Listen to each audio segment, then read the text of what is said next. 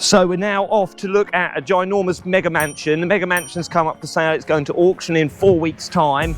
It's grade 2 listed, which means you can't do anything to it without permission, but it's big, it looks really cool, and it's got 6 acres of land. So we're going to drive there now, and we're going to go and look at a giant crumbly mansion. So follow me and we'll go look at mansion together.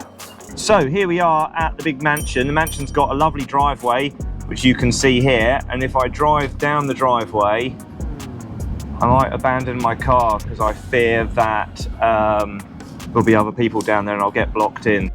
So the joy of this place is you get 6 acres of grassy grassland, and basically what we have is a big Georgian rectory, so an old vicar's house basically, got snipped into 2 in the 1950s.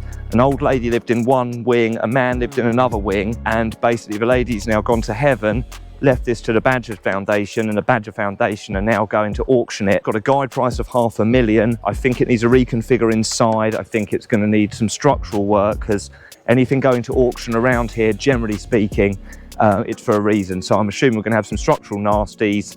But other than that, I mean, look at the outlook. Pan round outlook, that's a wonderful place to do absolutely nothing. If you had a horse, maybe that would be good. Collection of luxury cars outside already. It's always what you like to see. It shows there's loads of other people looking at it, which is always fun. But yeah, let's go and have a poke around. So here we are at the ginormous Georgian mansion. The Georgian mansion is currently got an open day, so there's 850 people who you can see loitering outside. So we're going to go in, film the house, 6 acres of land. I'll do a super quick tour of outside and inside, and you can see the wonders that are the big white house in the country. So yeah, follow me. So here we are in the main reception room. This is the monster room. So if I sneak up into the corner, really great ceiling height, really great size room. So this room I would designate as the monster kitchen, island in the middle, super duper room, faces south, overlooks all of the gardens. So this room is the kitchen. Coming through into the main hallway, the staircase is too skinny, built in the 1980s, so you'd rip the staircase out, redesign it, put a cut-strung Georgian staircase back in here, maybe hive off some space in the back there because there's a load of wasted space. This room in here is too skinny. You would take this wall out, do something with the hallway, either make it wider, skinnier, whatever, but this room currently is too slender. The joy of this house is it has its panelled shutters left in. If you remember from the house down in Sussex, it was an absolute nightmare restoring them and fixing them. This one has all of its shutters in the main rooms, single glazed sashes, so good that the features are still here, and even some ornate plasterwork above the doors. Coming round into the darkness wing, this is a single story. I thought it was an addition, but it's not. I think it's part of the main house from originally. Back in the day, you've got some structural issues here, predominantly I'd say caused by the trees outside. So you see the big fat trees, they suck up all the moisture, release the moisture back in, and then it causes what's called clay heave, where the walls move backwards and forwards. On the back, you've got a little bolted on pink toilet. Do something fun with that, I'm not quite sure what. Little tiny kitchen room. Again, what you could do is redesign the house, so the floor's squiffing away down here again, so you probably have to bust the floor up. But again, you'd redesign all of the layout of the house so it worked for a modern family. And then sweeping round to the back, you've got more structural issues here, mainly low down. But again, a useless little room on the back, so you do something fun with this. We'll go for a tour upstairs. So again, the stairs, you'd have them out, redesign them. They're unsympathetic with the age of the house, and they've just been hatched up in the late 80s. Great size landing. Again, it's kind of sad in a way because the rooms have been subdivided, that you've got these giant communal hallways. And then the bedrooms, as you can see, are somewhat less impressive, but still good sizes.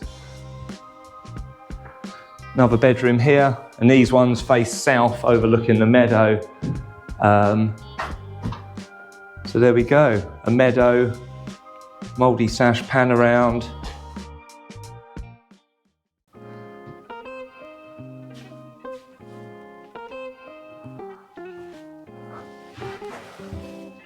There we go, you can see what's going on. Downstairs. Really nice view out the front, overlooking the main lawn. And lo and behold, the last room.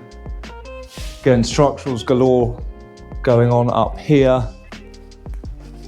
Again, you'd get specialists in there, do a survey on it. Again, but yeah, nothing that's not overcomeable. It's solely a case of how much you're going to pay for it, how much you're going to spend on it, and what's the number at the end, which is the all joyous unknown. But again, I'll make that in another video. You have outside zone that goes round decrepit pond world. Beautiful walled garden. And you come back this way.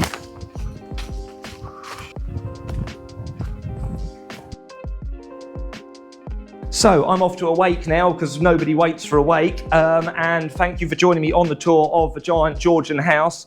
I like it. I think that I would like to buy the giant white Georgian house. It's just a case now of how much have you got to pay for it, what you're going to spend on it, and what's it going to be worth when you're done.